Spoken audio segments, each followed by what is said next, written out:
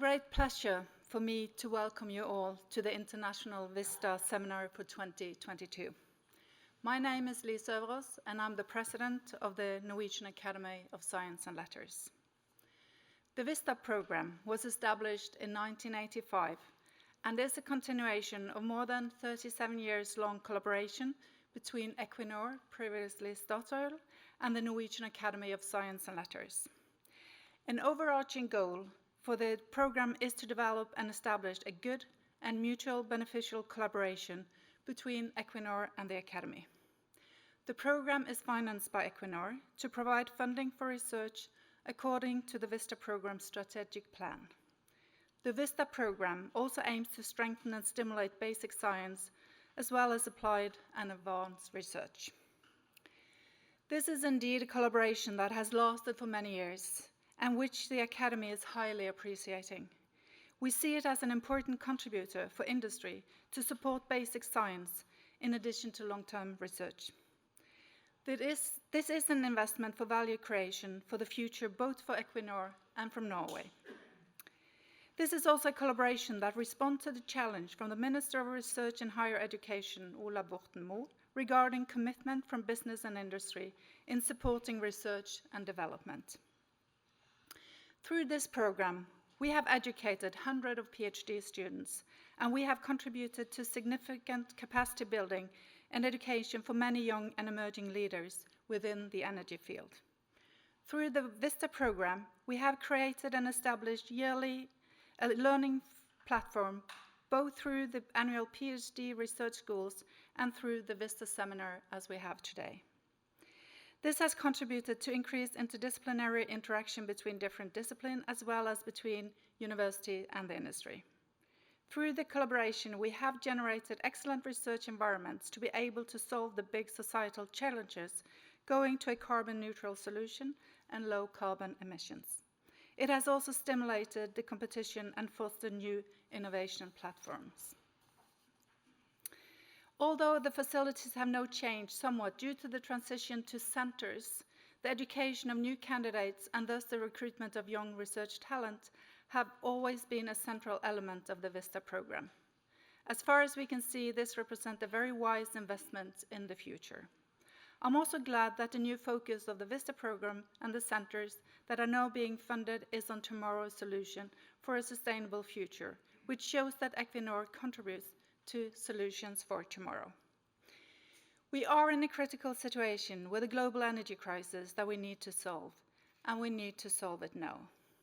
Today's seminar will focus on the North Sea Energy Hub and our sustainable future. The North Sea has been crucial to the growth and development of the surrounding countries with its biological resources and abundant access to fossil energy. Today, these countries are the most energy-intensive countries in Europe, with an energy consumption per person about 30% higher than for other parts of Europe. The challenge now is to rapidly convert the energy supply from fossil fuels from the underground to renewable harvest energy from the Earth's surface, such as sun, wind, and water power. North Sea fossil resources and our increased knowledge of these resources may also play an important role in the transition to a zero-emission society. Increased use of resources from the Earth's surface, such as offshore wind, will challenge ocean and biodiversity sustainability. To sustain the biological diversity has become an important factor to include also in these systems. Research is still needed in order to handle the delicate balance between harvesting and preservation of our natural resources for the future. To quote Albert Einstein, we cannot solve our problems with the same thinking we used when we created them. And with this, I will give the word to Tor Ulleberg from Equinor and the Vista board. Tor.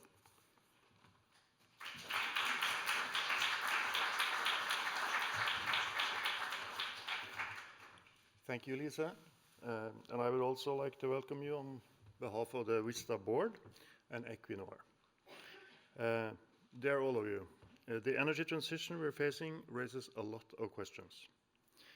There are a lot of knowledge gaps to be filled, and we are proud to be the sponsor of basic research through, among others, Vista. And I'm also very proud to say that this event is a very good example of collaboration between NTNU Energy Initiative and Vista. And Equinor is sponsoring and supporting both of these important initiatives. One main question might be whether we're on track towards net zero in 2050. And if not, how are we going to get back on track? Anyway, to get there, we need to work together to solve the biggest challenge over time, the climate change. And to do that, we have to collaborate. Academia, industry, authorities, entrepreneurs, and finance all have to collaborate to make the solutions needed and the knowledge gaps, to fill the knowledge gaps. And Vista is, of course, one of these important arenas for aggregating enough knowledge as well as drilling down deep into knowledge needed. And to succeed, the industry, which I represent, must collaborate closely with knowledge institutions and recruit candidates who can and want to be a part of this exciting and important transition. Corporates like Equinor and others needs the next generation of experts and problem solvers to be able to meet these challenges in a good and sustainable manner. And the research tasks that we're facing, they are truly complex, and the challenges to a high degree multi and cross-disciplinary. And some examples are, for instance, today's topic, how to harvest the energy resources from the Earth's surface without being detrimental to biological diversity. So that is ocean and biodiversity sustainability. And of course, another dimension to this is the public acceptance. So the social sciences play a big role as well. And what about the electrification we are facing, the challenges related to grids, integration of energy systems, energy carriers, regulations and politics needed? And this is on top of the technological challenges as the share of electric power in the energy system increases dramatically. Or what about access to the input factors needed to succeed? The minerals, the metals, and so on. Of course, circular economy, waste management, and reuse are important keywords in this context. Or, what about the question of overcapacity when we're there in the power market versus energy storage and the willingness to invest in a system that has overcapacity? These are not simple questions. The major challenge, as we see it, is, however, to increase the green power production. We see that there's not enough green power around to, for instance, produce green hydrogen to meet the EU Commission objectives. So these are important aspects. What we do know is that we need deep knowledge and that we need broad knowledge to understand the overall picture. So, by that, I really look forward to today's program and to listen in to the experts. And last but not least, a big thank you to Anders Elverøy for his great enthusiasm and for the excellent preparations to this day. So, Anders, maybe you would like to say a few words. Thank you for your attention.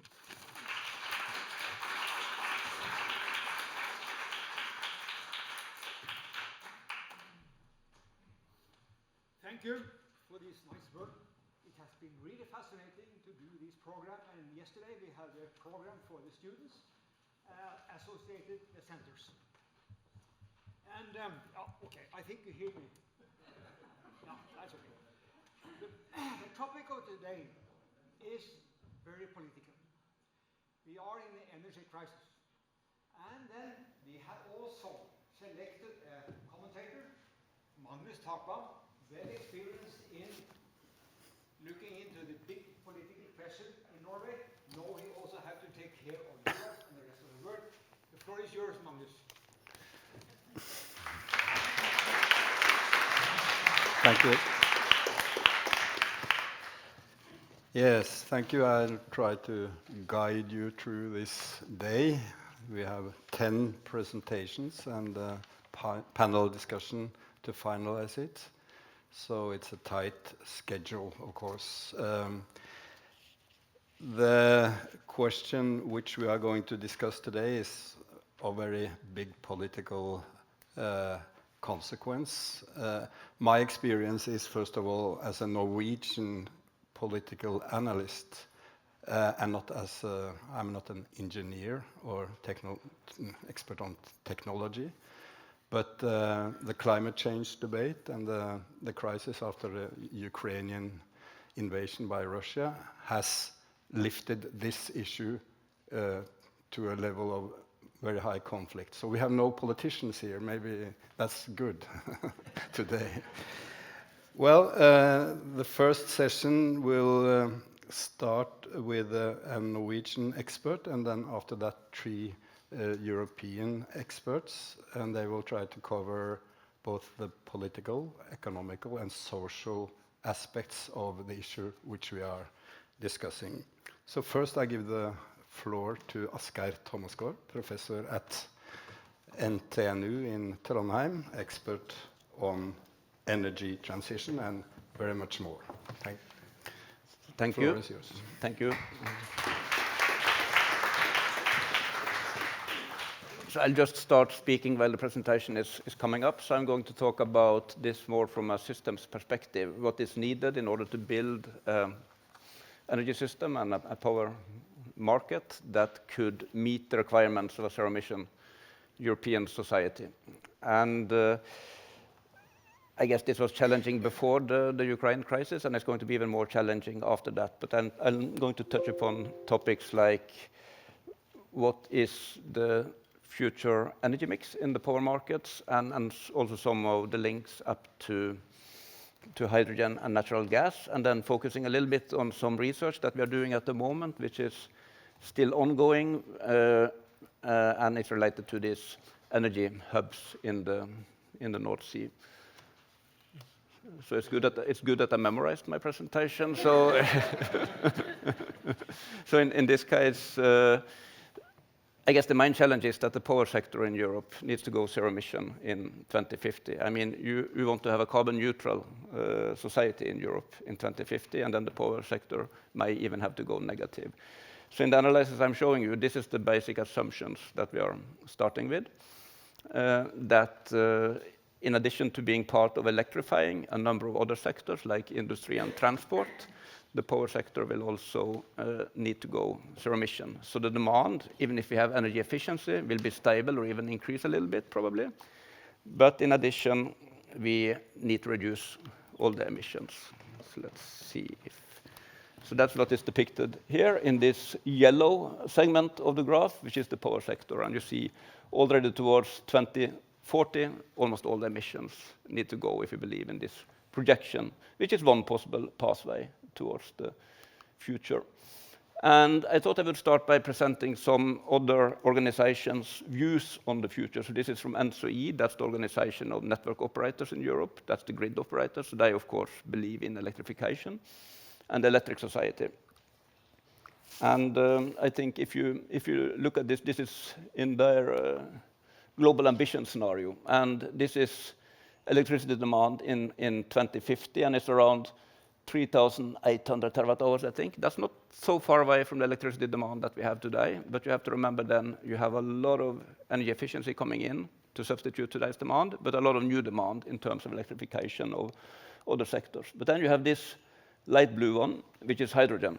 And you can see that it's almost as big, and in these assumptions, it's assumed that it will come from electrolysis and using clean power to produce the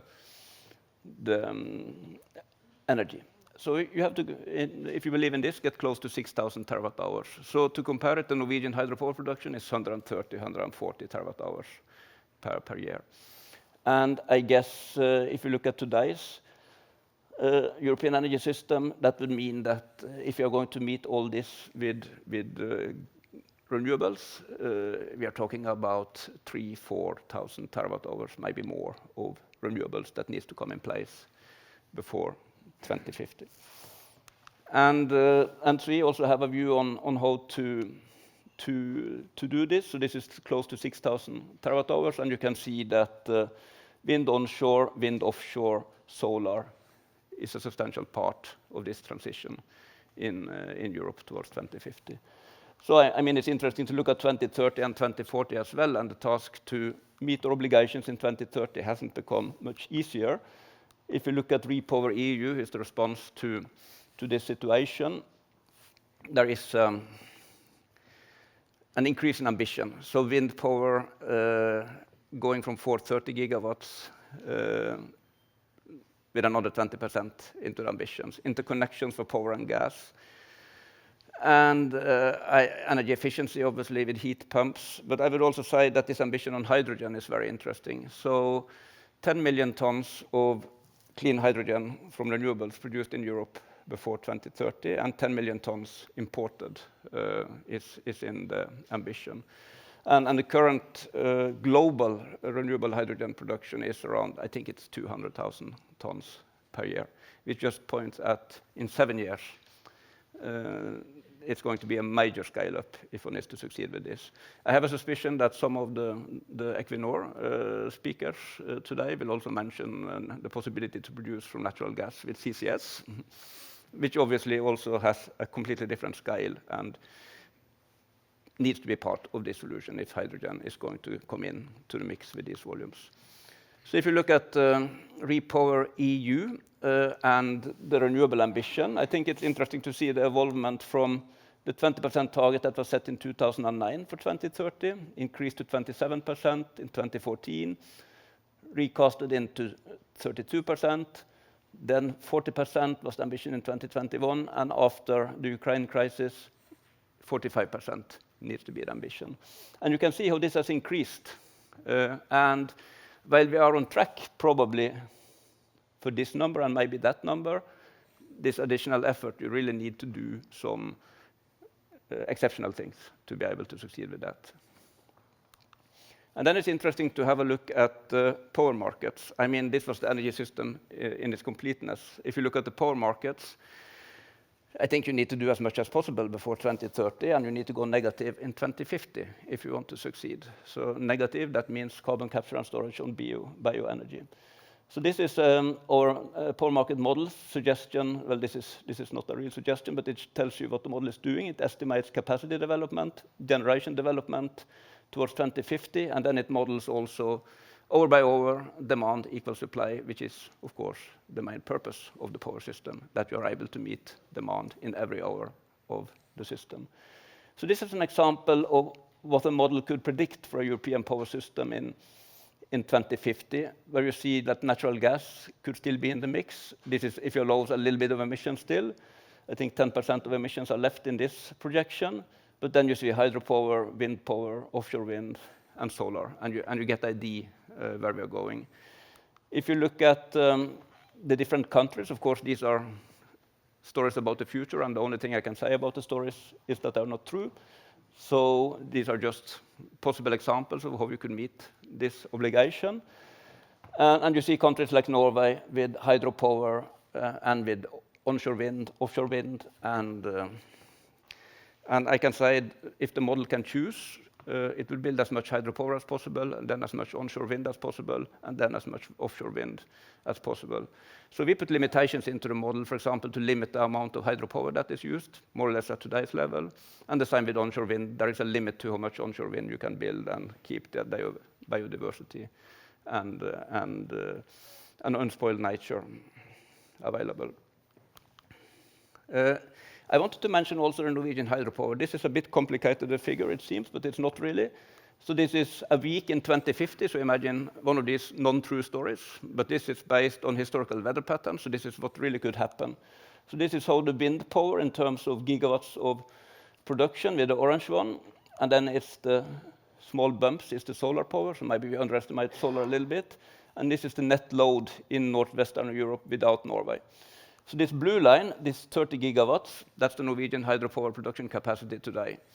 So this just shows how this model would run the hydropower at full when the wind is blowing, when the wind is not blowing, and how it would decrease to almost zero when the wind is blowing, and increase it again when the wind stops blowing, and you get the story.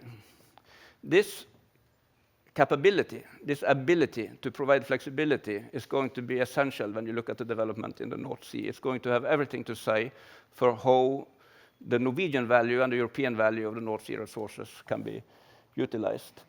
This is another picture that show that you should not believe everything I'm saying, because this is predictions for infrastructure development in Europe in order to make the solution I just presented feasible in terms of demand equal supply every hour of the day. And if you look at these numbers, conveniently hidden to the right, 700% increase in cross-border expansion between 2010 and 2050. If you have no carbon capture and storage, maybe 800%. It's clear that this model doesn't tell a story that could actually be realized, because today it's impossible to build even small lines between northern Germany and southern Germany.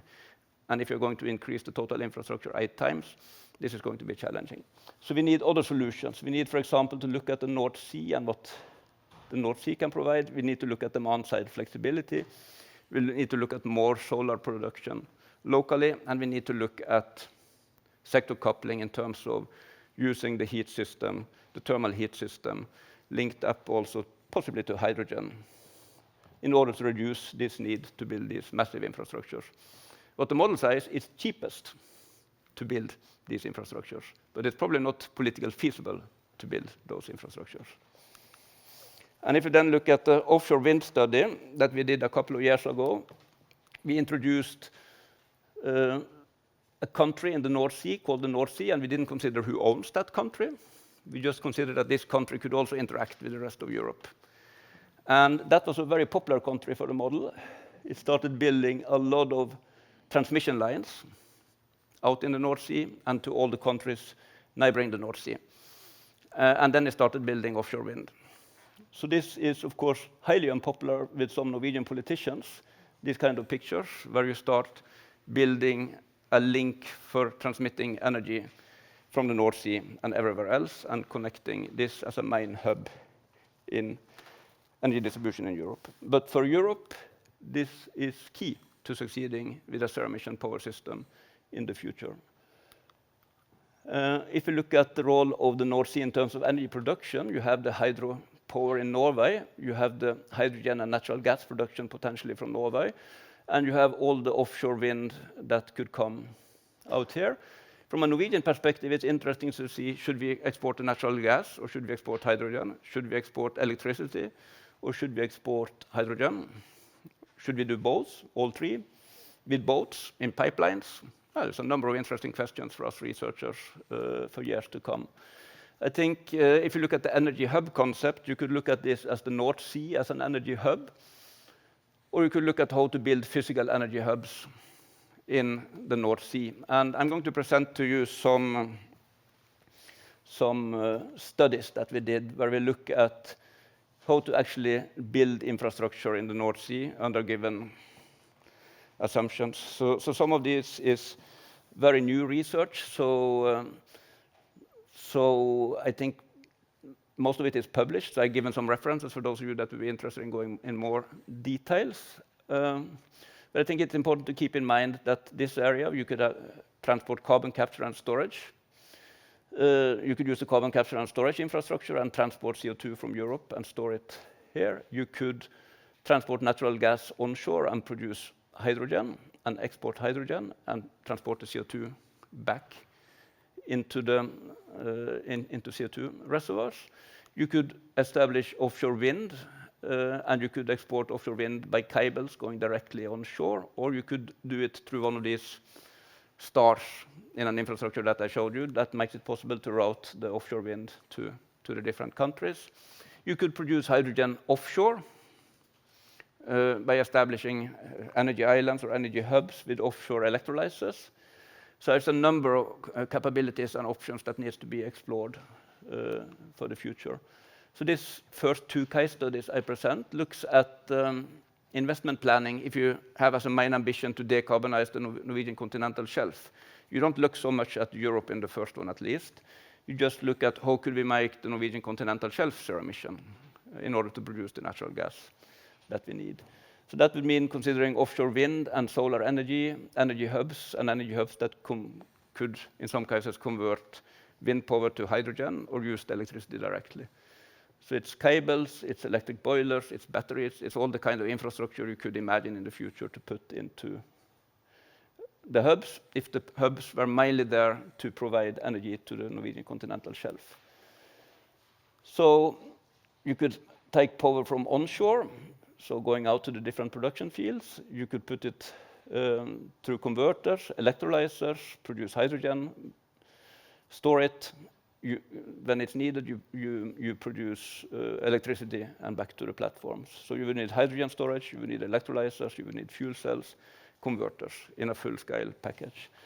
So this might be futuristic, it might never happen, but it's just a study to show how you could actually use these energy hubs to produce clean energy on the shelf. And this would be popular with some politicians because it's lines that goes from onshore directly out to the fields where electricity is needed, and it's not linked up to this star that could send the electricity to Europe or import electricity from Europe. I have a few slides on that later. So this is a bit complicated, the slide, and it's more or less the first time I see it myself, so I need to go carefully through it. The work is so recent. And it looks at how to increase the carbon tax towards 500 euros per ton. And what happens then to emissions, and what happens to the total cost of building the zero-emission infrastructure. And it's about the electricity, the energy mix in an energy loss. And to make the story short, the CO2 tax that we are discussing on the continental shelf might not be sufficient to completely remove emissions. You might need incentives to also put in these energy storage options and energy hubs options, at least if you don't build this as part of a linked network infrastructure together with the rest of Europe. So I think the tax that is suggested is around 200 euros per ton, plus the CO2 tax that we find in Europe, so we could easily get close to 300 ton. And what this model suggests to start doing is to start building, this is with offshore energy hub, start to build those offshore energy hubs with these hydrogen capabilities, as long as the CO2 tax gets high enough. And what is happening, you see in this picture, where this green part, which is electricity that is shed from the offshore wind, which now can be used to produce hydrogen and store hydrogen and use that electricity into the platforms. So this is an expensive solution because it's only made to provide electricity to the Norwegian continental shelf. So if you start linking this up to rest of Europe and allowing also to build hydrogen pipelines and hydrogen infrastructure in Europe, this is just an overview. I'm not going to spend much time on it, but you could see the different hydrogen pipelines coming in particular with the sizes, tons per hour, and the electricity cables needed. And you could see how this evolves in the suggestion of the model towards 2035 and 2040, and the model suggests start building these hydrogen pipelines around 2035 in order to, because the volumes of hydrogen is then becoming so large. But I think what you're missing in this model is this focus on what if we build an offshore grid and an offshore infrastructure in the North Sea that would make it possible to make North Sea at the core of power transmission of the offshore wind that is going to be produced in this area. So in some respect, this model doesn't recognize the capability of building this highway for renewable energy in the North Sea. So if we start looking at the North Sea from that perspective, also the possibility of producing hydrogen, I think it becomes interesting. Then you will have a number of potential sites for power and hydrogen production, potentially. You could, of course, produce hydrogen onshore in Norway and onshore in Europe as well. But this model focuses on the North Sea. And there are 4 different alternatives we looked at. It's without the energy hub for those 2, and without hydrogen and with hydrogen, but with the energy hub. So in this case, the energy hub could also be a facility to produce hydrogen. or it could just be a facility to distribute power where it is needed. So in this case, without hydrogen, you build a hub, which could be used to distribute power to the North Sea countries. In this one, you could also produce hydrogen in the hub. And you see the suggestion for how to build, in this case, the different energy generation technologies. Would recommend to build 1 terawatt-hour more in the European power system if you produce hydrogen. If you look at this previous slide that I showed you from the NTNU in the beginning, it was even more dramatic than that. They suggested another 1,500, 2,000 terawatt-hours of hydrogen going into the European system. So in this model, you would need to actually get more hydrogen coming from natural gas or other sources. But it suggests to use 1,000 terawatt-hours to produce hydrogen. If you look at the situation, the difference between with and without hydrogen, you see that with and without energy hub, you see that the energy demand is slightly lower with the energy hub, meaning that there is more efficient generation and distribution of energy in that situation. I think it's interesting to see then how much do you build in the North Sea in terms of offshore wind investments. And these are, of course, very detailed estimates. And again, I don't think you should believe them. They very much depend on the cost data you put in and the numbers in terms of possible generation capacity in the fields. So this is not open information. So this is best possible estimates that we as researchers have, but could at least see some indications of which parts of the North Sea would be developed in the different situations. And without the energy hub, so that's with cables going onshore directly, like radials, without the hub, you see that the model, and without hydrogen, the model suggests 100 gigawatts. If you go to the energy hub, still without hydrogen, you increase the ambition with close to 60 gigawatts more. So it's this possible to link up to the different countries that makes it possible to invest in this offshore wind capability.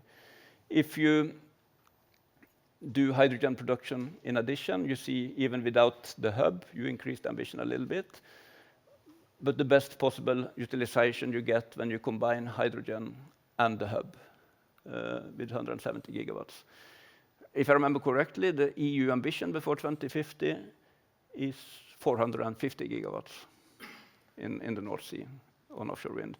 So it just shows also that depending very much on your cost assumptions and your estimates, it's a lot of pieces missing in this puzzle. But I think it gives an indication of what kind of analysis we need to do in the years to come in order to understand how the North Sea could be developed. So this is another adventure for the North Sea, focusing on offshore wind and potentially on hydrogen production and energy hubs.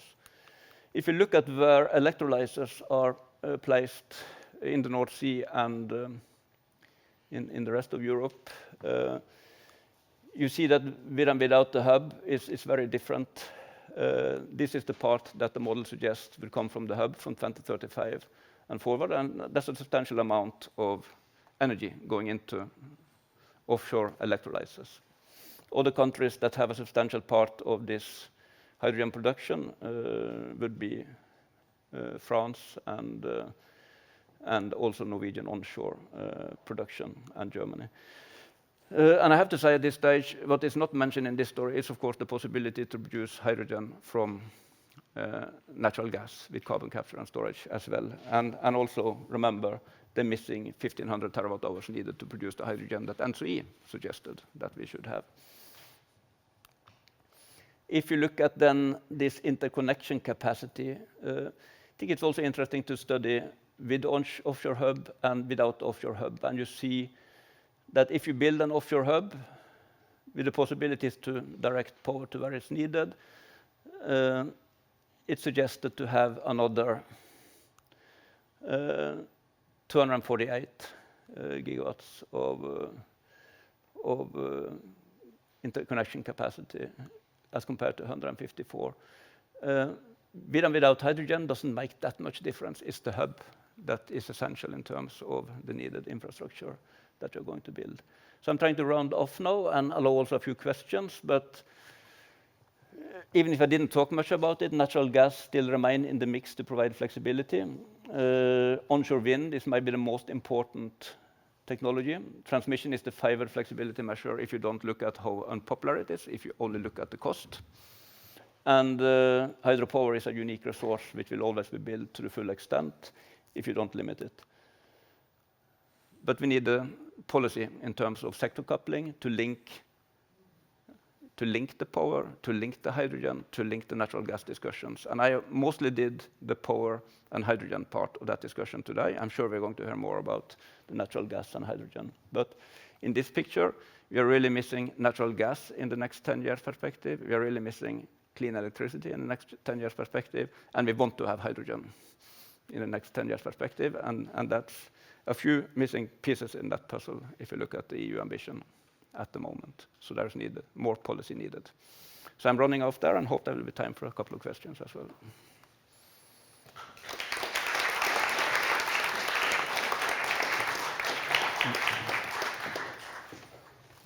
Thank you very much. My question is, are you an optimist or pessimist regarding the possibility of this hub and its perspective? I'm an optimist because we see already, if you only look at this as transmission, this hub will create a tremendous value for the countries around the North Sea. If you then look at the opportunities it creates in addition in terms of starting building offshore wind, potentially hydrogen production offshore, I'm optimistic. But I think there will be many of those hubs. So I think that the notion of the North Sea as an energy hub with many small physical hubs is probably what we're going to see. And it needs to happen faster than this model predicts, because this model doesn't take fully into account the missing 1,000 terawatt hours coming from Russian gas, not in the market. How important is this resistance, also political resistance, to export energy from the North Sea? Everyone here, the Norwegians, know that the government has not reached agreement within itself on this issue, for instance. It's very short-sighted. I think it's related to the need to be re-elected every 4 years. Because if you look at these pictures, you look at the North Sea as the area in Europe with the highest energy surplus in terms of power, natural gas, potentially hydrogen. So why wouldn't we link Norway up to the area in Europe with the highest energy surplus? It would be strange not to have good links to that area. Is there anyone in the audience who have questions? Welcome. Maybe for those of us who aren't from Norway, you could say a little bit, why is there resistance to this in the current political environment here? It's because of power prices. We think that building cables to Europe will lead to higher power prices. And I guess if you look at the current situation where natural gas is setting the price in Europe and natural gas prices are manipulated by the missing Russian volumes, it's reasonable to see that people are unhappy. But I think this is very short-sighted. It's a situation that is not going to last because there is plenty of natural gas in the world, and maybe we don't need as much natural gas if we implement the Repower EU. But I think these objections are very short-sighted because we have seen that the prices have increased, and we see that the cables are part of that story.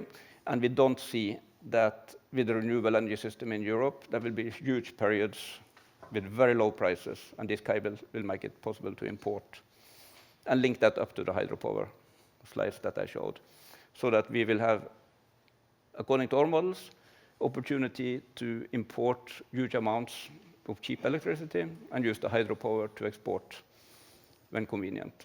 And this story has not been communicated properly.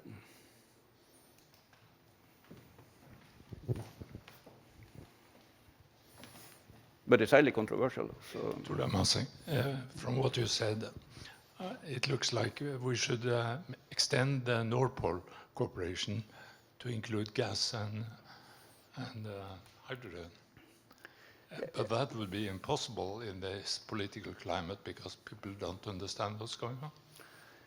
Yeah, so I see over the years there were established similar type of market hubs for natural gas in Europe, and they have been more or less liquid, and you have been having the market setting the price for natural gas in the same way as you have in the North Pool. But what we have been seeing the last year and a half is, of course, that first the volumes started missing from Russia, starting last summer. And then the expectations in the market that there was something going on. And then the realization and the proofs that there was something going on. So you could say that in a market where 40% of the volumes are suddenly missing, it doesn't help to have a well-functioning market system. It's as close to manipulation as you can get. And this is what has happened. So even if the markets are there and they work, there is missing volumes. Yes. Hi, very interesting talk, and thank you. I had two questions. Well, I guess there's one question. I was missing two things. Maybe you could comment on energy storage, so battery, pumped hydro, other ways of balancing out the renewables. Is transmission lines enough to do that? Is that in your models? And two, nuclear. What's the perspective on that? I see it phases out by 2050. Is that something that the models can take into consideration, change in policy?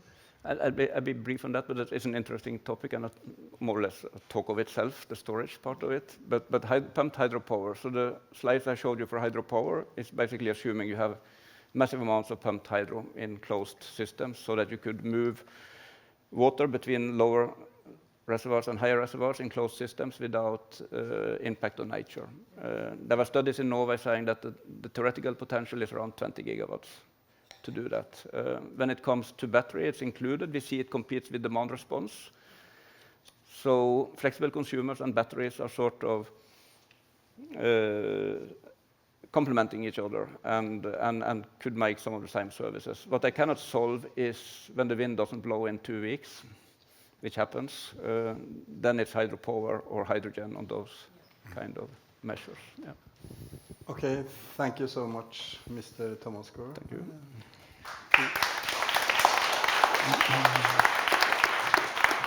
Yeah.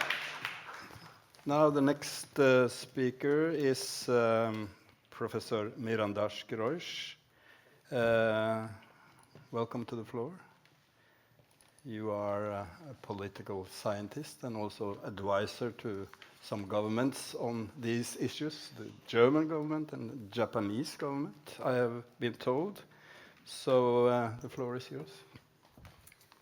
Yeah, thank you so very much. And I would, again, like to say I really love coming to Norway. I had the opportunity some years ago to be a professor too at the University of Oslo, and that's also how I got to know Anders Øvrehold.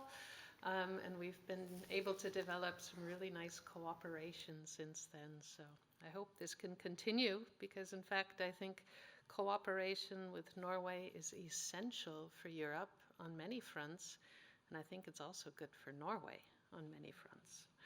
So let me see if I can persuade you all. Let's see. All right.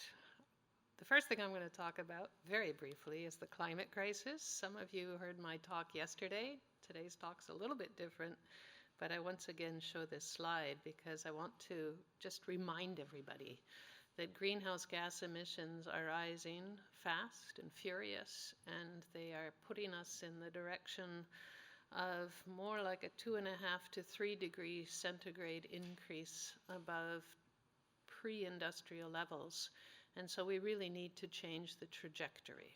And if we don't change the trajectory, the costs are going to be so enormous, it's hard for us to even imagine what they might be.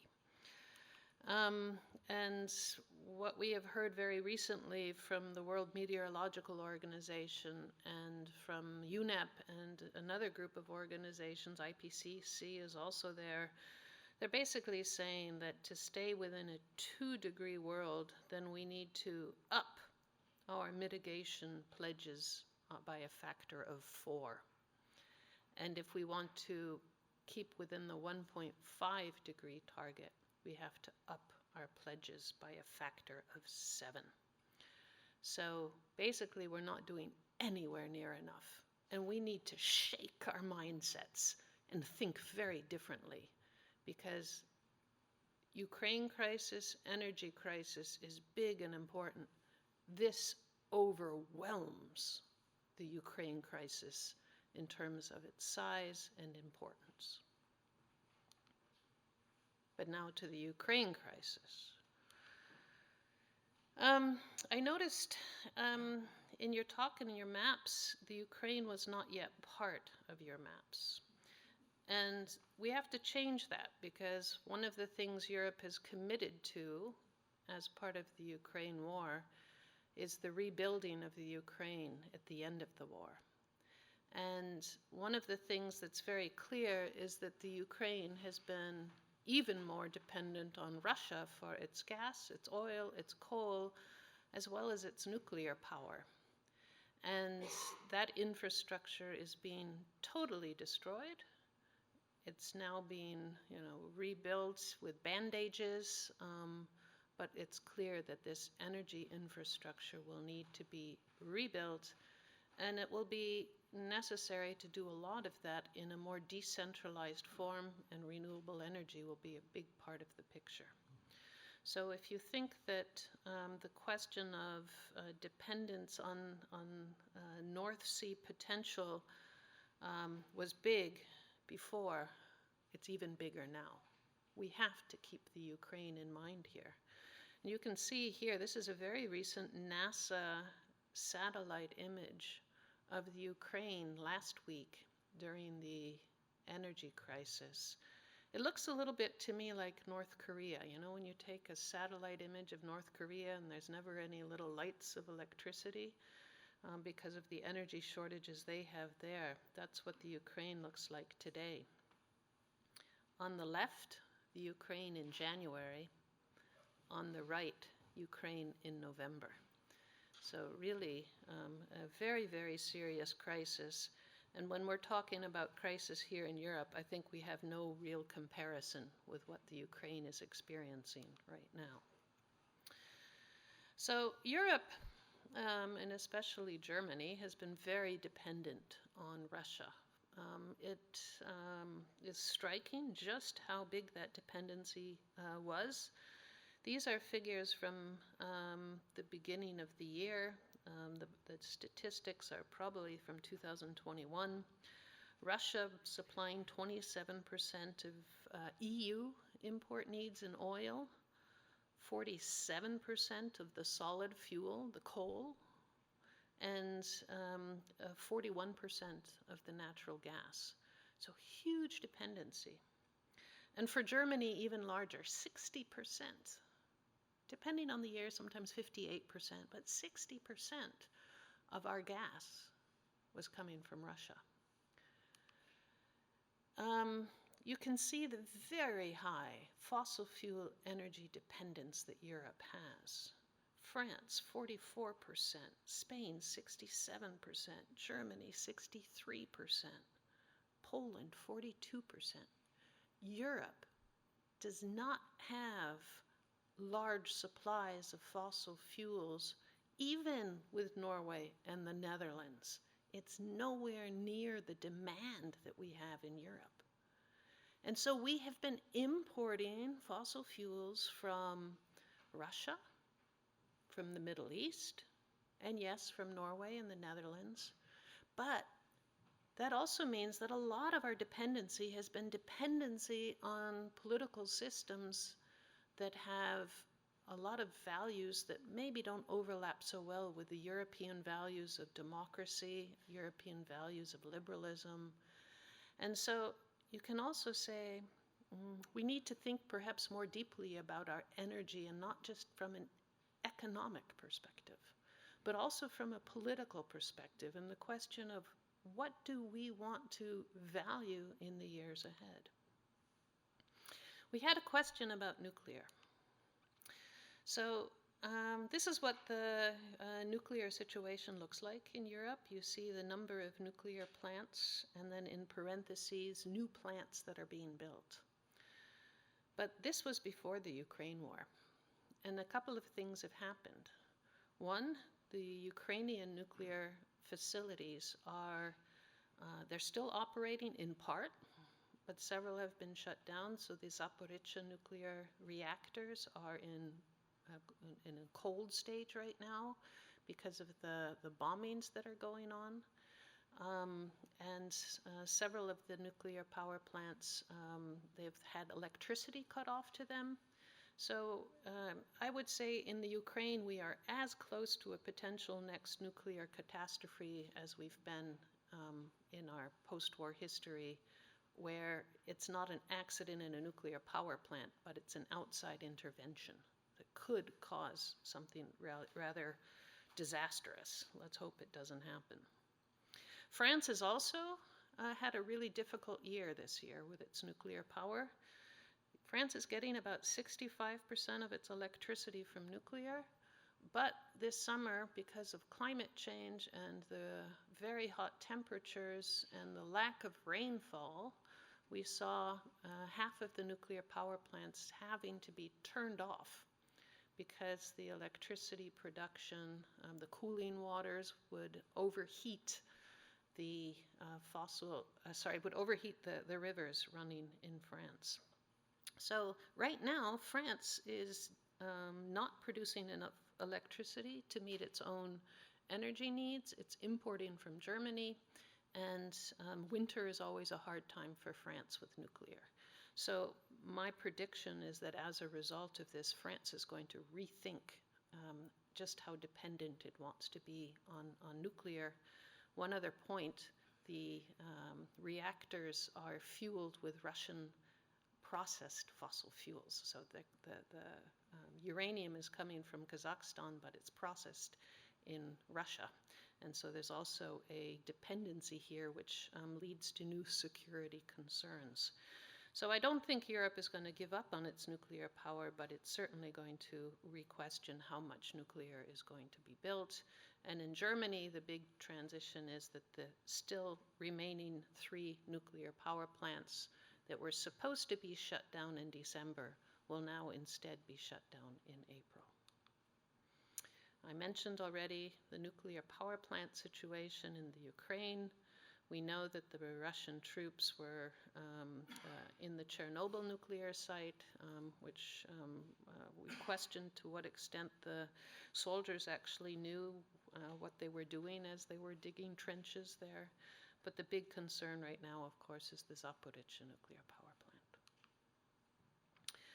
plant. And when we talk about the share of electricity being produced from nuclear, yes, very high in France, but you'll see that it's been declining in most other European countries. I don't think that either France or the UK would completely give up on their nuclear, in part because they're also nuclear weapon states, and the nuclear physics knowledge that you have in the conventional industry also has importance for the military side. This morning I was in a conference with Japan, and there the outlook is different. Japan, it was very interesting to listen to them. They see the Ukraine war in a very different way. Japan is talking about starting up another 6 to 10 nuclear power plants next year. And they also are expecting that they will be importing gas from Russia again once the war ends. Infrastructure security. We didn't talk about this too much in the past. Yes, a little bit cybersecurity concerns, but I think we're now looking at energy infrastructure in a new light as well. We've seen that the Nord Stream 2 pipeline has been suspended, but more recently also the sabotage on the Nord Stream 1 and 2 pipelines, which raises, I think also here in Norway, some big questions about how secure is our energy infrastructure. And I think we really need to be thinking more about how we are going to secure energy infrastructure in the long term, realizing that it's not very easy to monitor pipelines or grid infrastructure over those kinds of distances. Plus the whole question of cybersecurity, I think, is going to take on a new dimension. I know it's getting kind of depressive, isn't it? So that's why we're here, rethinking energy. And I especially like to say to the young people in the room, you guys are so lucky. We're leaving you the climate crisis, now the Ukraine crisis, and you get to rethink and come up with something better than we managed. And I think those opportunities are there, and I think they're emerging. And the Ukraine crisis has probably given a push for this transition in a way that nothing else could have. So before the Ukraine crisis, the European climate law came out with the goal of a climate neutrality target for 2050. And then the Fit for 55 policies were passed. And the Fit for 55 is basically to say, how do we reduce greenhouse gas emissions by 55% by 2030? And under that, I cannot keep up with the speed at which laws are passing.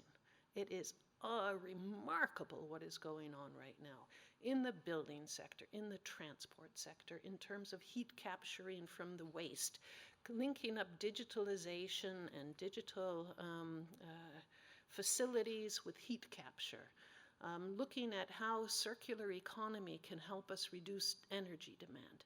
In policy area after policy area, we are seeing dramatic changes and an implementation push that has received a real new emphasis. Hydrogen, there's a lot of emphasis now in the research community on green hydrogen. There isn't very much green hydrogen in the world right now, and the question is, how can that be changed? How can we link the development of the renewable energy expansion, which we've heard about in the Repower EU plan? Germany alone is looking at how in the next years it can achieve 80% of its electricity from renewables by 2030, 100% by 2035. And interesting to know, the United States has recently, with its new legislation, also put in a plan for 100% clean electricity by 2035. That changes the entire market structure and the ball game for electricity. It means that electricity in this next decade will be pushed in a speed and in a direction towards renewables that makes the increase we've seen in the last years look small in comparison. And I think this too will really impact the price questions that go into the models and thinking about where will we go in the future.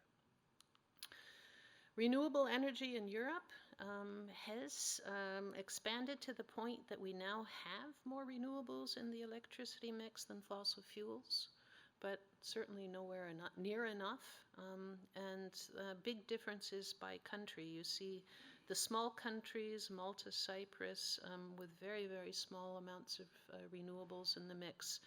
And not surprisingly, Austria with the mountains quite up on top, but also Denmark. And I think Denmark is likely to be the first country in Europe with new renewables to be able to achieve that 100% renewable electricity system. This is where we need to go.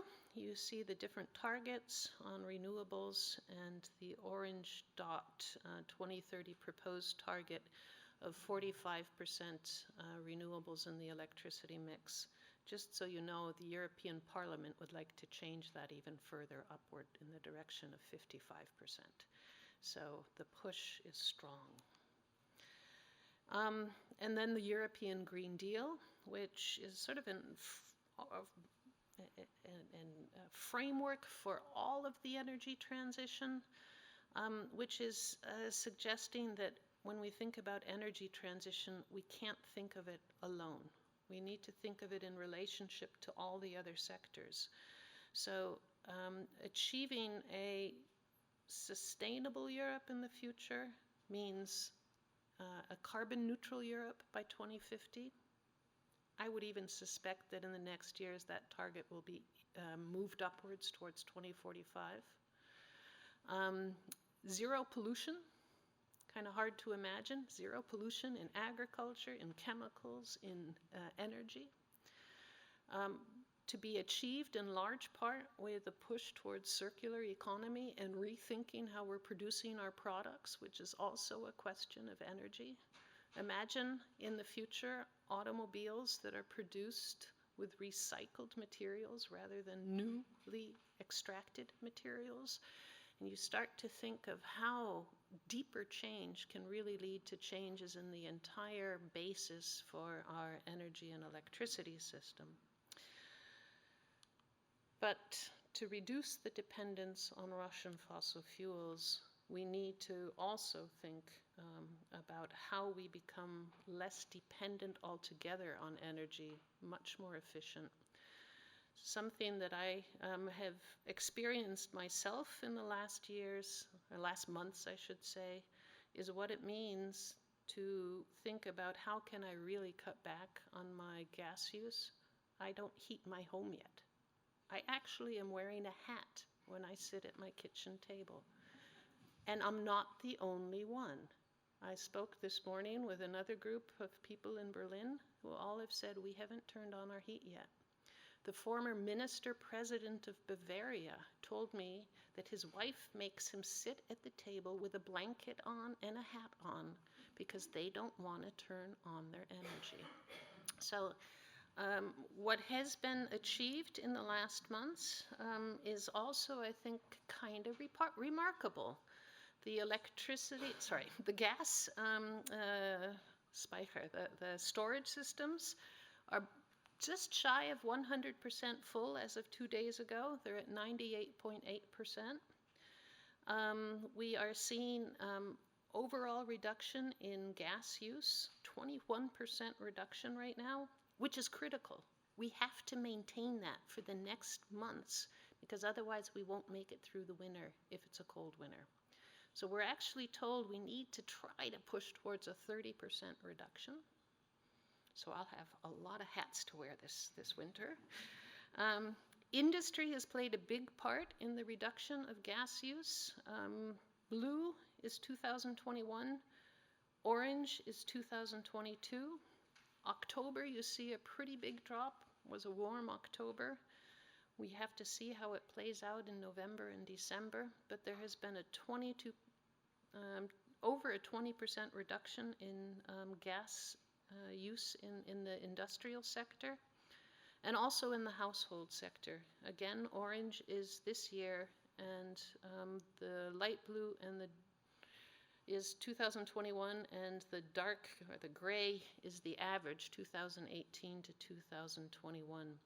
And you can see a real push right now for households to cut back on their energy use. But what we talked about today, the relationships within Europe, the networks, I think we're going to need to rethink Europe as a community of shared values and a community of interdependency, because that makes us all stronger. And therefore, I really liked the presentation before about the importance of thinking how the North Sea can be a component of a new energy system in Europe, whether that's for the next decades, more gas, and thereafter renewable electricity. And we can see Norway plays a pretty big role here in gas supply to us as our dependency on Russia declines.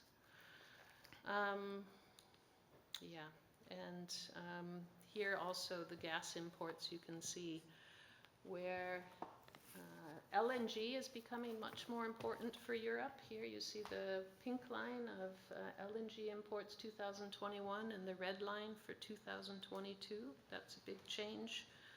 But we see a decline in dependency from Russia and an increase in dependency from Norway. So thank you very much. That's the end of my talk. Thank you.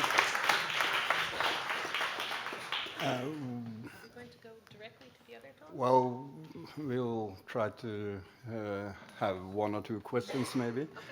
I just have a question which I myself wonder a bit about, namely what happens in Russia when they lose these markets and afterwards, if there is after the Ukrainian war and so on, what impact can that potentially have? Huge.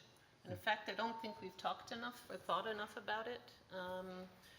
Russia has become Europe's pariah, and I think that Europe's willingness to work with Russia in the years ahead will be quite limited. Russia is moving more in an Asian direction right now. So you see new agreements between China and Russia, for example, for the building of a Siberian gas pipeline. But I do not think that that move to Asia can replace the importance Europe has had for Russia.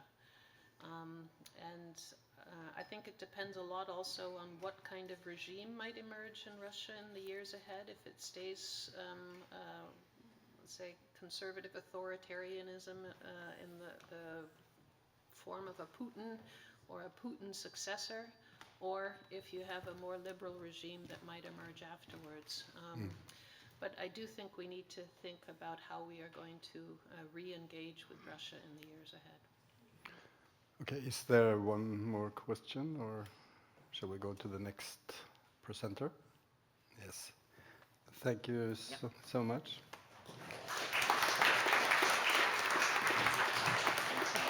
Our next speaker is Professor Franziska Holz from Germany. You are an economist. We look forward to your presentation.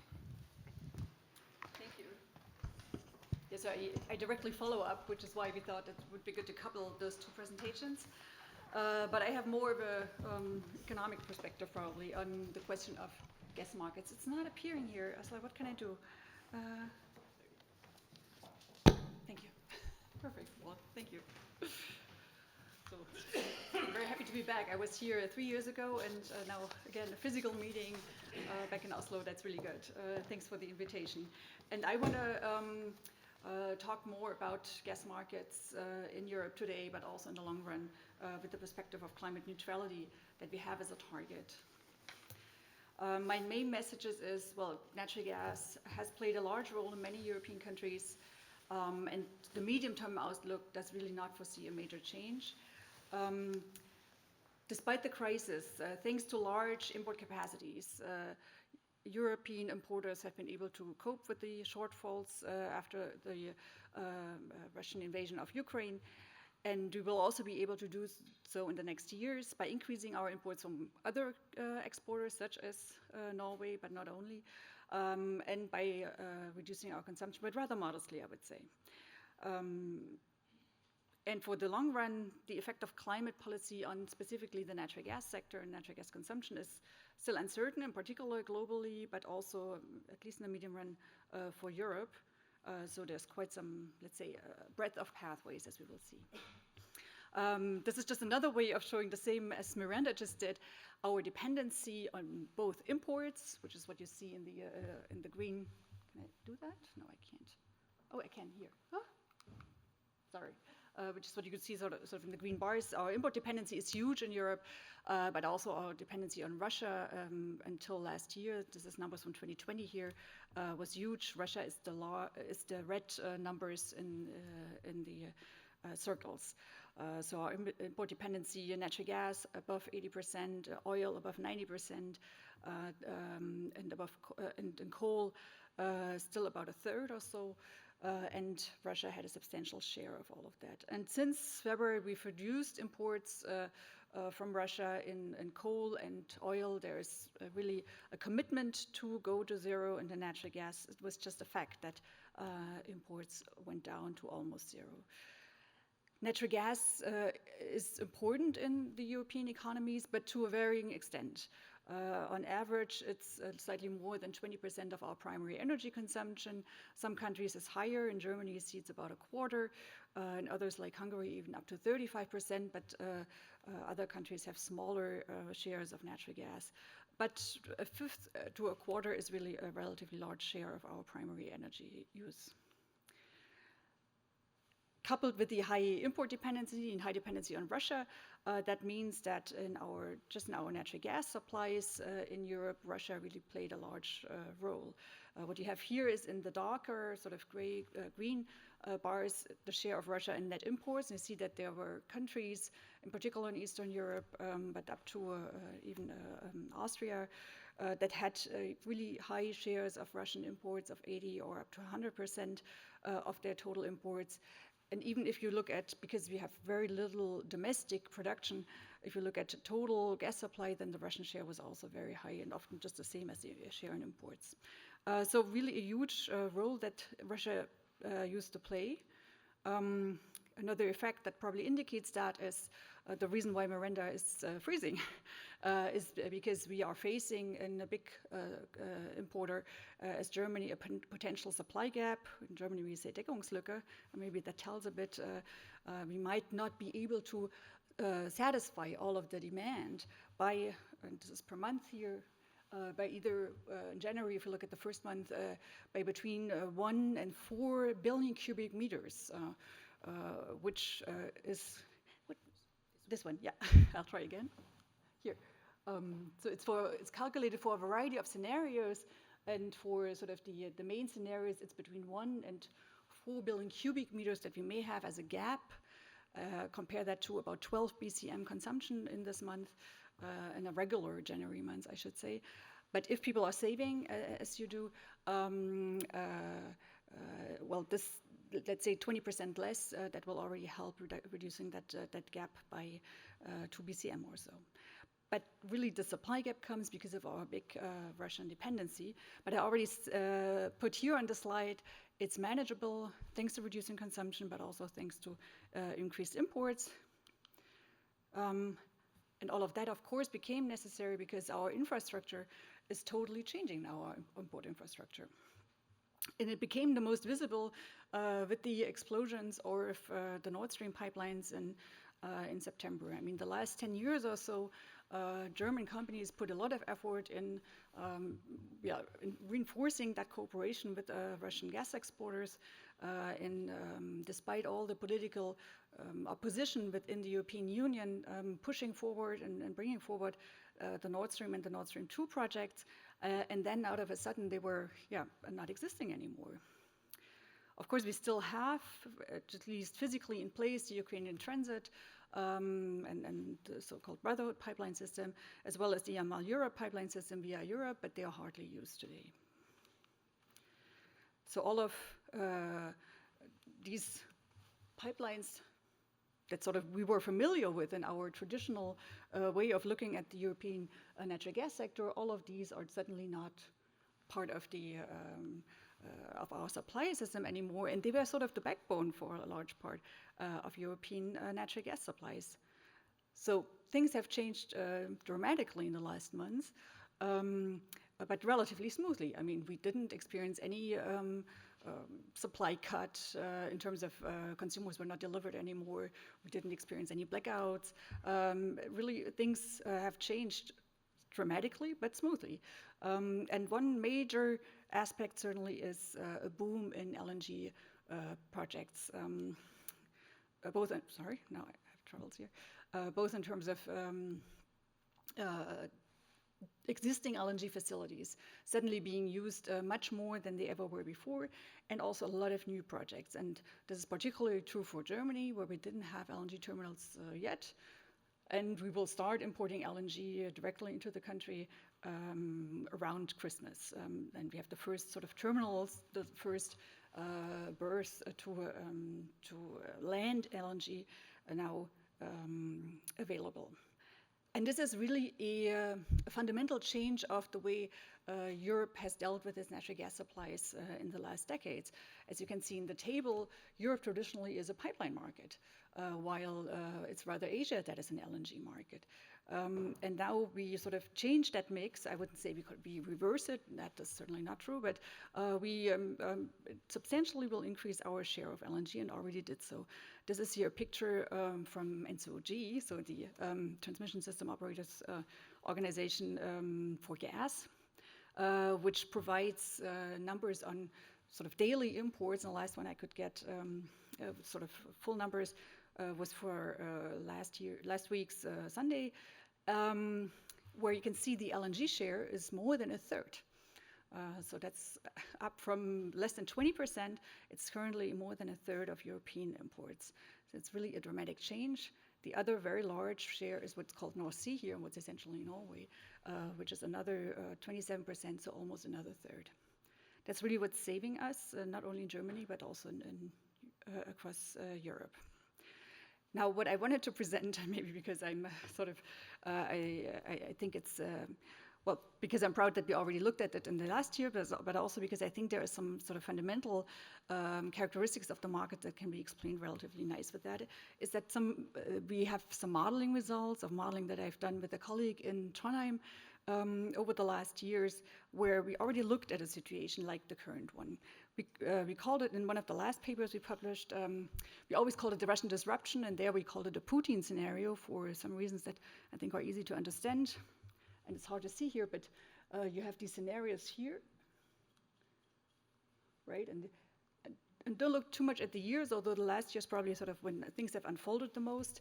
We compared that in that paper where the focus was on US LNG, and we didn't hear it much this year, but in the last years that LNG was branded as freedom gas. I was surprised that they didn't pick up this terminology again. They could have this spring. And until last year, it wasn't clear at all that we would import as much as we do right now. But if we looked at modeling results, we already found that exactly we would import a lot of US LNG in case of a disruption of Russian supplies. So that's very well what you see here. The EU taking a large share of US LNG in that situation.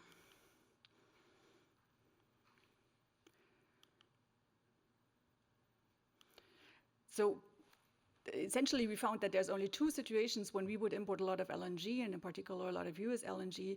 That is if there is a Russian disruption, and the alternative is if LNG had been sort of almost made as a gift and offered to us cheaply with subsidies on the costs of getting the LNG.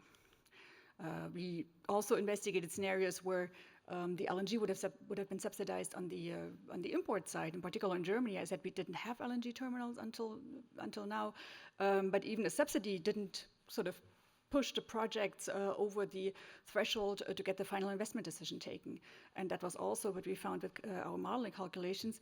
It really sort of required an extreme situation, just as the Russian disruption, to get us becoming an LNG importer. And that's really what we see right now, in particular in the spot LNG markets. We also found, and I think that's sort of very visible today, that Norway is a pivotal supplier. I mean, in case, in sort of a situation that we had until last year, sort of normal EU supplies with Russia having a relatively large share, in case LNG would have been subsidized, then Norway would have been the adjusting factor that would have reduced its exports, also to keep prices sort of stable. And in the case of the Russian disruption, it's really the Norwegian supplies that goes up. It's hard to see here, but you have those blue lines here underneath the red line being larger, the blue bars. And that's exactly what we see today. And what we also see is a mix of LNG suppliers bringing their gas to the EU. And that is really different from what we had in Europe in the last decade. We had a lot of oversupply of capacities, if we want, or a lot of unused capacities. Capacities were only used up to about a quarter or so, mostly because it was hard to bring the gas from the LNG terminals to where the consumers are. We have a lot of LNG terminals in Spain, but consumers are not so much in Spain, but rather in Germany, and there's not enough pipeline capacities to bring the gas from Spain to consumers more eastwards on the continent. That's still the case, which is why we now see the LNG terminal construction activity closer to the consumers. Also, what made a big difference already in the last 2 or 3 years is the development of liquid markets. So not just electricity markets, but also the natural gas market, in particular, the one where the Norwegian gas lines for the Netherlands and for Germany, so around the tidal transfer facility on the German and Dutch border, is where we have a really liquid marketplace with a lot of supply, a lot of demand, a lot of possibility to sort of bring the gas there, but also evacuate it, put it into storage as well. So we have a real market nowadays. And that already made Europe as attractive as a market for global LNG. So we also had large LNG imports already in 2020, as well as in 2019, when global demand was low due to mild weather.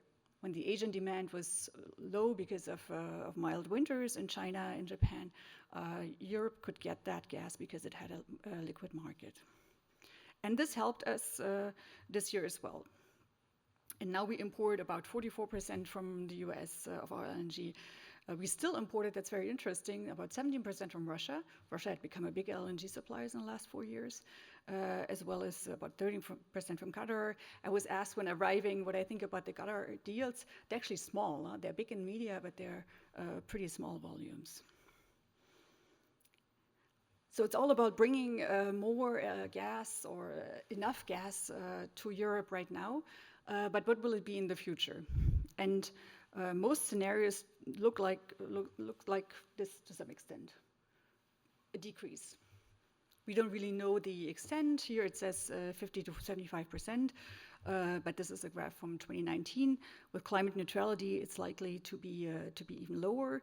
So we're probably on track for a decrease of gas consumption, as well as a decrease of gas imports in Europe, which might be further accentuated, so even advanced, if you want, in time, by a substitution of imports with e-gas, or whatever you want to call it, so green hydrogen or synthetic methane made out of electricity-based hydrogen. And we look at this, among others, also with the friends from Trondheim, in a European project through a lens of 4 scenarios, which are mostly 1.5 degrees Celsius scenarios. So very ambitious in terms of climate effort, and really much more ambitious than any current policy. That's probably to be kept in mind, that all the current political initiatives rather bring us to something like the 2 degrees Celsius scenario, which is what we call the gradual development scenario, and that's what we are experiencing, right? It's rather a gradual development than anything drastic. But the picture for gas for the next 2 decades, I would say, is about the same between those 4 different scenarios. The order is a bit confusing, which is why I put the centigrade targets in the up in the header. And gas is the red one. It's a bit hard to see. Gas is the bright red one, I would say. And you see that gas continues to play a role, at least until the 2040s. This is the 2 degrees Celsius scenario, where it's even larger than in the 1.5 degrees Celsius scenarios. And this is primary energy demand, so across all sectors. But if you look at different sectors, there is, of course, sectors where the change will be more accentuated. In particular, in buildings and industry, this is a big question, and we need to reduce our emissions from all fossil fuels, but including from gas. And the target is to get to zero by 2050, and potentially earlier in the 1.5 degrees Celsius targets. But really, if you want to take Paris serious, the Paris Agreement serious, the 1.5 degrees Celsius, then this would mean to get all emissions down by 2040 at the latest. And what would that look like? I have 2 more slides only. And sort of implicitly, we looked at this already in the first presentation when we talked about electrification to a large extent. And this is from a different report for the European Parliament, where we looked at does a decarbonized energy system actually mean by 2050? And it would mean something primarily based on electricity, or uniquely based on electricity generation. And then to a large extent, just the electricity route for consumption, so industry, households, transportation, etc., using electricity to some share, also using hydrogen, and potentially a lot of applications, a lot of demand, a lot of energy users could also use hydrogen, but it's more costly. I mean, those additional arrows mean that there is an additional conversion going on, which is costly, which requires energy input.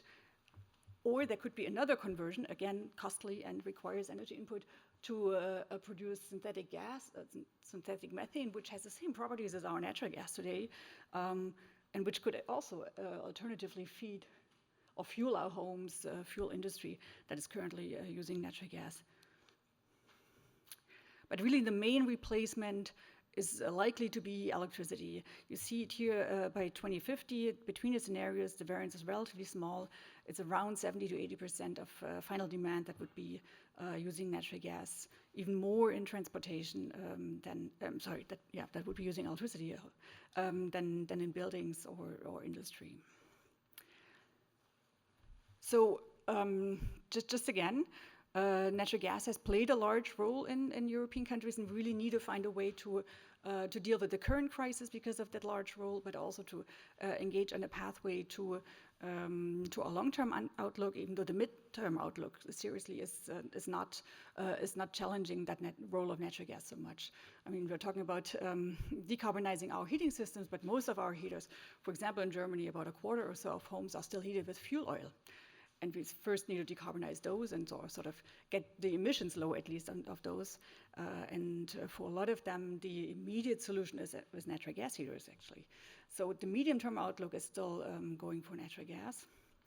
And thanks to large import capacity, we can cope with the current crisis. But the long-term outlook, it's probably more uncertain for the global regions, Asia, etc. But for Europe, it's probably inevitable to think about a phase out. Thank you very much.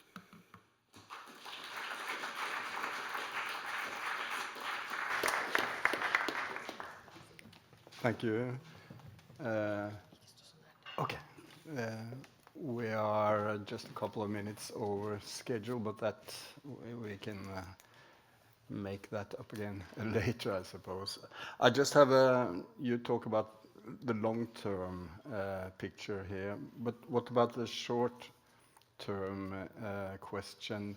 I hear from Brussels that they are still not able to reach an agreement on this issue on price cap on gas prices, and given the fact that the electricity price is set by the gas price, it's a big issue.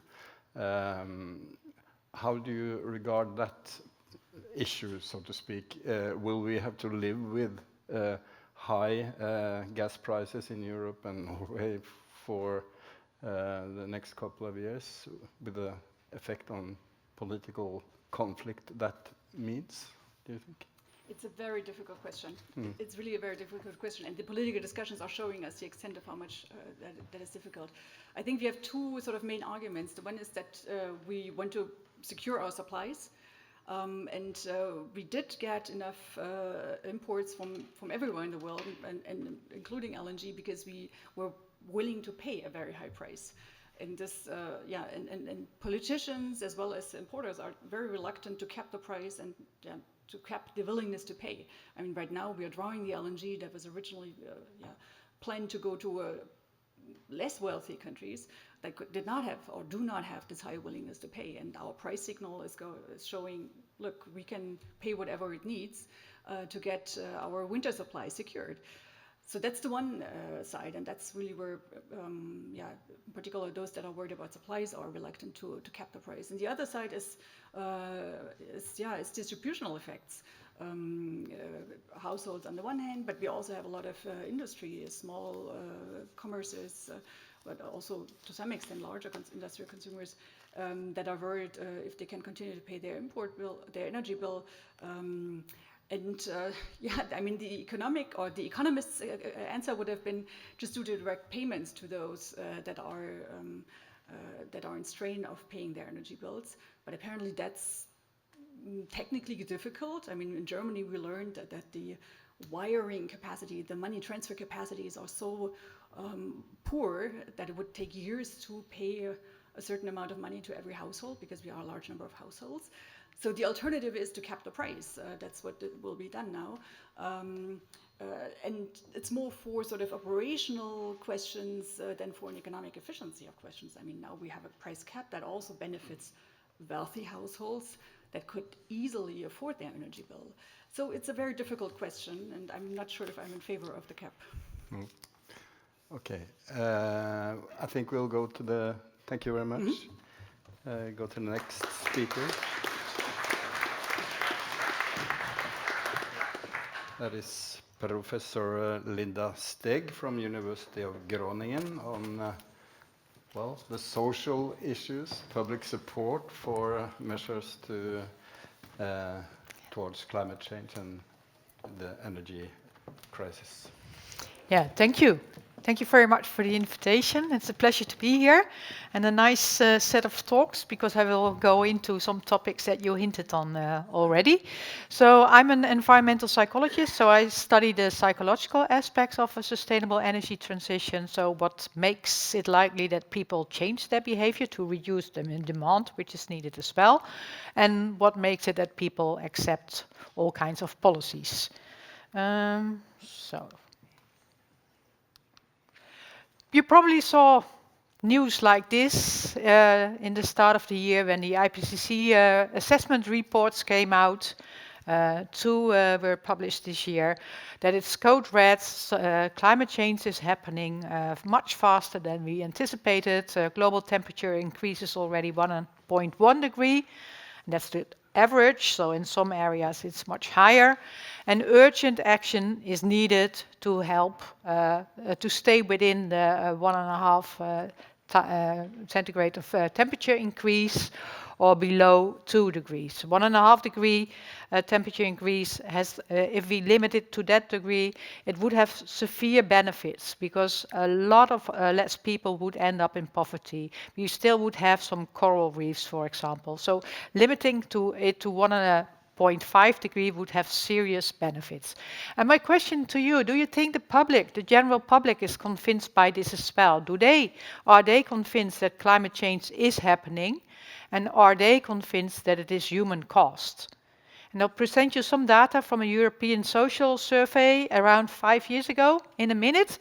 But I would like to ask you, which percentage of these huge, large European representative samples, 23 different countries, would deny that climate change is happening? Just shout out numbers that you think. 20%. 20. 30. 40. So we're going up. It's like okay, what percentage do you think denies it has anything to do with our behavior? 30 as well, similar? Yeah, well, let me show you the numbers. Only 2% is denying that it is happening. It varies a bit across countries. Countries that depend a lot on fossil fuels, like Poland, the number is a bit higher. Similar in the US, the number is like 8% mostly. But still, a very small minority thinks climate change is not happening. Similarly, only a very small minority thinks it has nothing to do with our behavior. So the perception that we have is not always accurate. It's not an issue that people don't believe climate change is happening. So why do we overestimate these numbers? Well, probably we tend to overestimate any small number. That's something that we have difficulties with, like we underestimate very high numbers. But I think it has also to do with what you hear around you. In the media, there's a lot of attention paid to the climate skeptics. And that's because the principle in the media is that every point of view should be represented, also when it's a minority point of view. So you might think that this is actually not as a small number as it actually is. And also because bad news sells better than good news. So these negative persons also get more attention. And this is generally what we have found in other aspects as well. Also with regard to polarization, for example, if you see debates on acceptability of wind farms, for example, you get the feeling there's a lot of polarization going on, that you have two groups that are really at the endpoints of the public opinion scales. But if you look at the data, it's not that bad. So it's still the most people are somewhere in between, don't have these extreme visions. So the polarization is not as bad as we might assume. So the actual division in opinion is far less than what people think and what people tell you when you ask them. Well, so belief in climate change, that's not the issue. So people don't act because they don't think it's happening. What other factors might play a role? Well, I tap on two different factors. Mostly, I focus on what motivates people to act pro-environmentally, to engage in a sustainable energy transition. And in the last part, I also talk about the feasibility, the capacity that they have to do so.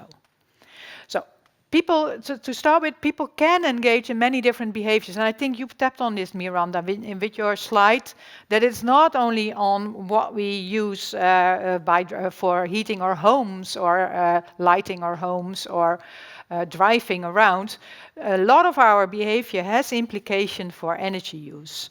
And we all can engage in many different behaviors that would help reduce climate change, to help mitigate climate change.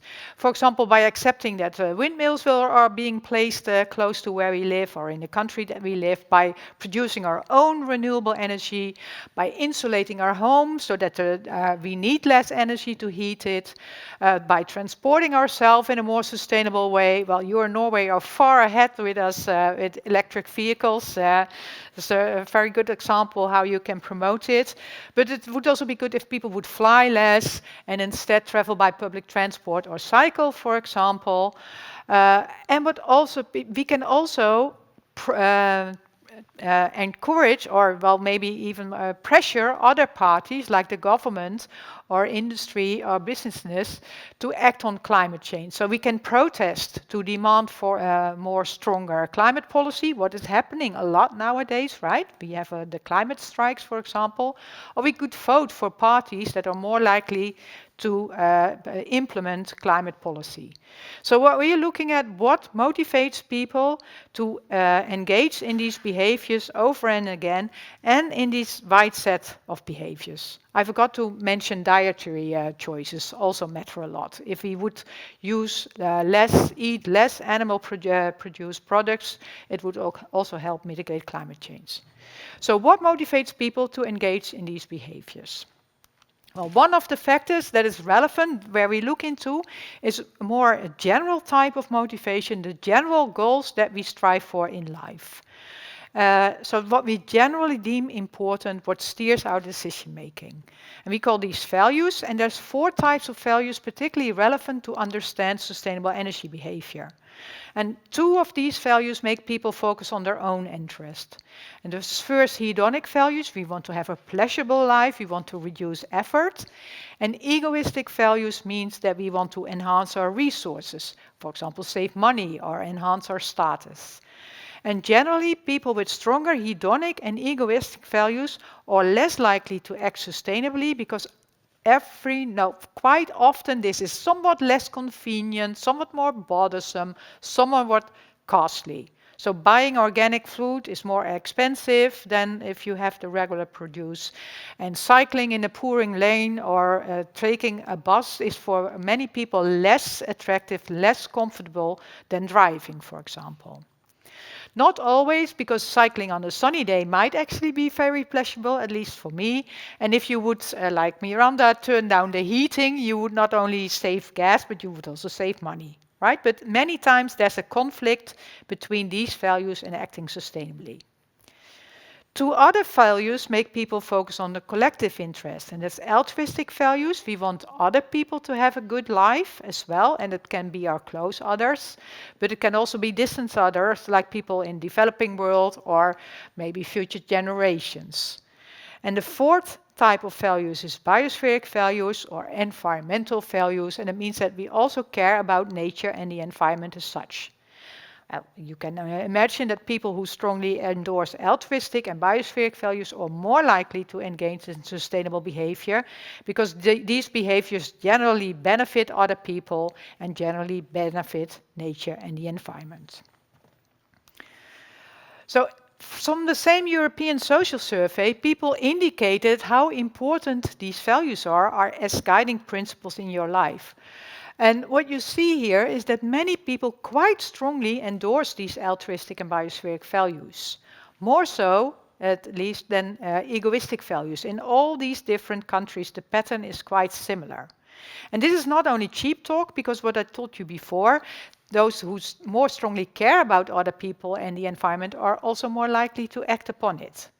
So people not only tell you this is more important for me, but the more they say so, the more likely they are to act pro-environmentally. Now I wanted to show you how it works.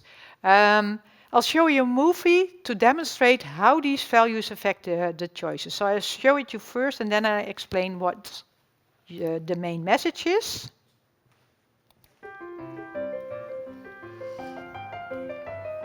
Clearly, somebody in this room murdered Lord Smythe, who, at precisely 3:34 this afternoon, was brutally bludgeoned to death with a blunt instrument. I want each of you to tell me your whereabouts at precisely the time that this dastardly deed took place. I was polishing the brass in the master bedroom. I was buttering his lordship's scones below stairs, sir. Well, I was planting my petunias in the potting shed. Constable, arrest Lady Smythe. But how did you know? Madam, as any horticulturist will tell you, one does not plant petunias until May is out. Take her away. It's just a matter of observation. The real question is, how observant were you?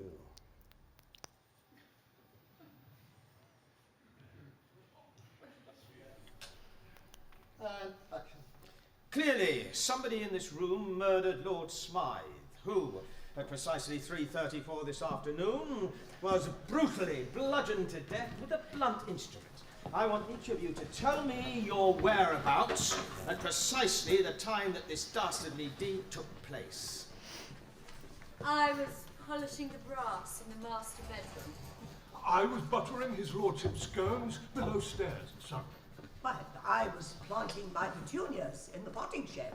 Constable, arrest Lady Smythe. Yeah, so the main message here is that depending on which values you prioritize, so it's not that you only endorse one of them, right? You endorse all four of them, but you prioritize them differently. And the values that you prioritize, they steer the way that you observe a situation, which aspects you attend to, and which choices you make. So a person with strong hedonic values would be particularly attentive to the hedonic aspects of choices and opt for options that have most pleasurable or most convenient outcomes. While someone with strong biospheric values would be much more attentive to the environmental consequences, weigh these stronger in their decision, and more likely opt for options that benefit the environment. So they act like a certain frame. But you can imagine that to promote pro-environmental behavior or sustainable actions, you can target each of those values, right? You could emphasize that something is financially attractive, you could emphasize it's good for the environment or that's pleasurable. And I will present you now a field study that we conducted in the US, in Virginia, but we did some some questionnaire studies to follow up to understand better what is going on. And what we wanted to know here is what encourages people to check their tire pressure. If your tires are properly inflated, you save gasoline. If you save gasoline, you save money, but you also emit CO2. And the question is, what would be the most effective way to make people check their tire pressure? Should we emphasize it's good for the environment, or should we emphasize it's good for the wallets? And we have a control condition with no arguments provided. Can you raise your hand when you think the environmental message would be the most effective? No one. A financial one? Yeah, everyone. Can't be differently, right? Yeah, well, that is, when we ask people themselves, they also indicate, yes, I will be particularly motivated by the financial appeal. And the reasons are mostly it's tangible, you have it immediately in your pocket, you can easily spend it for something that you like. Well, environmental consequences, CO2 emissions, it's very fake. It's only in the long term that you experience the benefits of it. So it's not very motivating. What we found is that the environmental appeal was most effective, and the financial was least effective. And it has been replicated by other groups with other variables as well. But please note that these are behaviors that don't bring you hundreds of thousands of financial benefits, right? The financial benefits are minor, but which is often the case with the behaviors we engage in a daily basis. So why is the financial appeal least effective? Well, first, what we found in follow-up studies is that people find the exact same behavior less worth the effort when you emphasize the financial benefits compared to the environmental benefits. So people start engaging in a cost-benefit analysis and they think, well, I need to check my tires. Phew, it's quite a hassle. What would it save me? A few bucks per year. It's not worth the effort.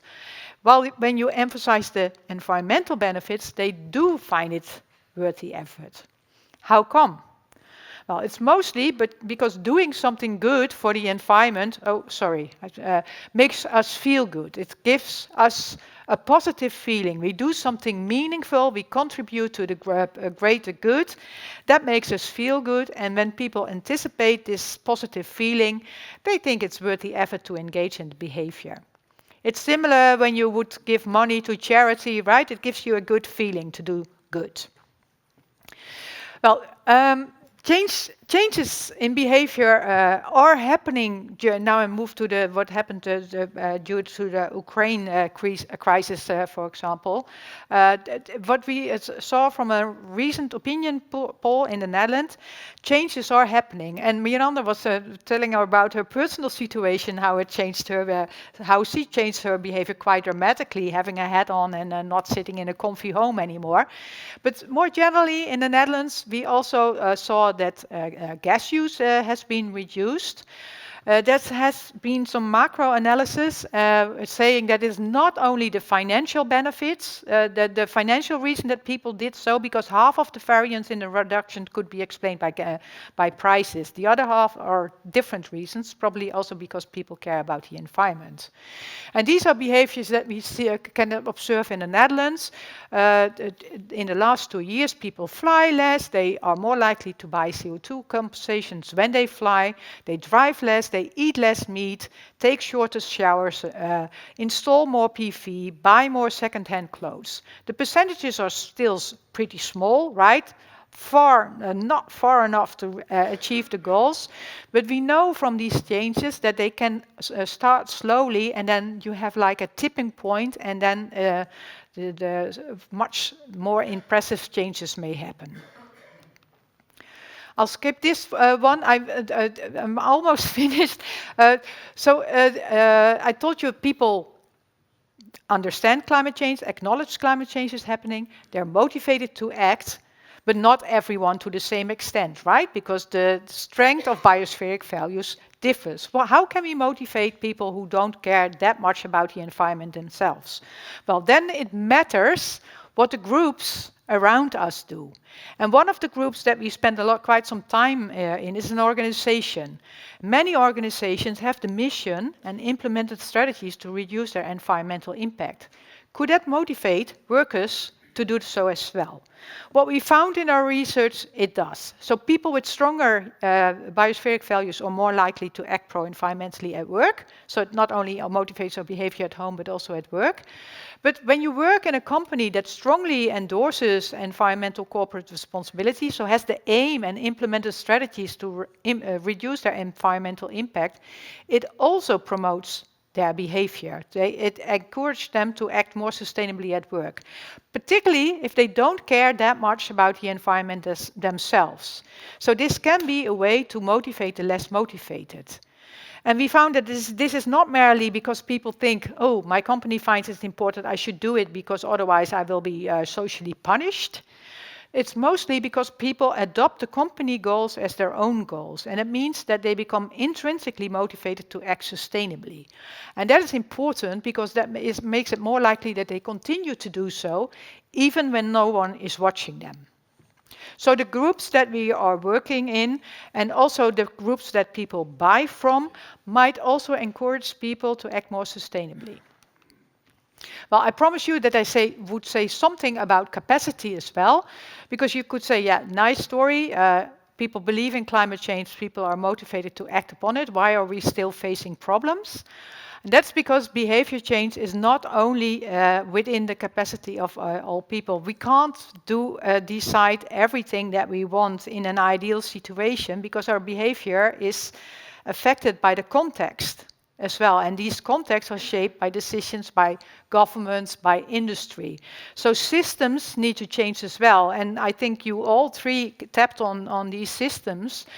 And system in a broader sense, right? Not only the energy system, but more broadly the economic system, the social system, the cultural systems the infrastructure that we have should change as well, so that people are able to change, so that the sustainable choices are facilitated. So if you want people to eat vegan, make sure that they understand how to cook a proper or a tasty vegan meal. If you want people to travel sustainably, make sure that you have an infrastructure that enables this. Like I saw a lot of cycle paths here in Oslo, and charging infrastructure is very good. Subsidies might be needed, or laws might be changed to enable behavior change. So behavior change is not only the responsibility of individuals, choices that all kinds of other actors, including industry, businesses, governments, have major implications on what we can do. These changes should be acceptable, so that is the acceptability. Acceptability not only depends on whether something has beneficial impact for yourself, so whether it has more benefits than cost. It also, maybe even more so, depends on how the cost and benefits are distributed. And one of you tapped on this as well. Fairness plays a key role. And many protests that you saw, like the Yellow Vest movement, were triggered by this type of distributive fairness issues. People believe that some people would be disproportionately affected. Fair decision procedures are also very important, and trust in the actors implementing the change. So, concluding, multiple motivations affect behavior. Many people care about nature, environment, climate change, but we should also make sure that they are able to act sustainably by changing the context in which decisions are made. And I present the work of many people in the group, so I thank them for their contribution as well. Thanks. Thank you very much. I think this is a very important issue. I think we will save the questions for the panel discussion. Well, my conclusion here is 2 points. You have to have climate-friendly alternatives to present to the public. And the big question is, the states have a responsibility, among others, to increase public support for climate change. Is that happening? And how can states and governments improve in that respect? That we can save to the panel discussion. Okay.